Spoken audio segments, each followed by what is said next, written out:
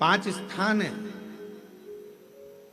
जहां पर भगवान शंकर को चढ़ा हुआ जल यदि हम लगाते हैं तो हमारे 9 ग्रह, चाहे शनि हो, चाहे राहु हो, चाहे केतु हो, चाहे बृहस्पति हो, सारे ग्रह हमारे अनुकूल हो जाते हैं।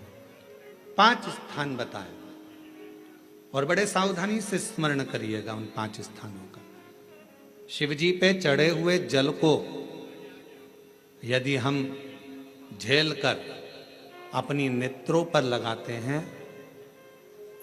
मस्तिष्क पर लगाते हैं, कर्णों पर लगाते हैं, कंठ पर लगाते हैं और अपने हृदय पर लगाते हैं तो व्यक्ति की जिंदगी में कैसा भी ग्रह का दोष हो वो धीरे धीरे समाप्त होते चलेगा। नेत्र, कर्ण, मस्तिष्क, कंठ और हृदय,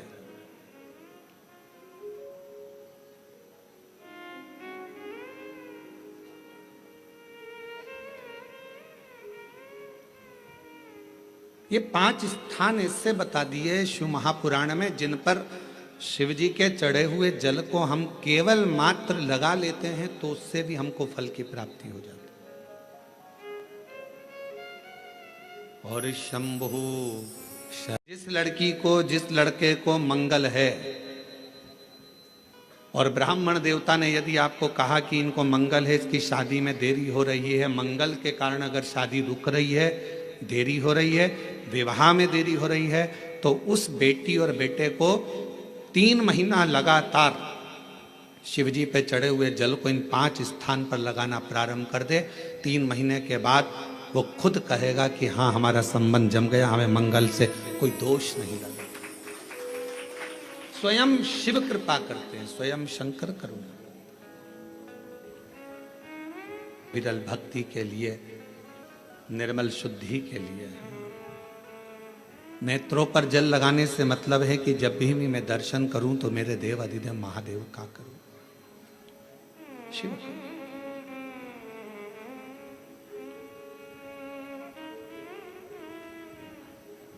कंठ पर जल लगाने से मतलब है कि मेरे मुख से जो वाणी निकले और मान लो मेरे मुख से कोई अपशब्द निकल गया तो किसी का बुरा ना हो जाए।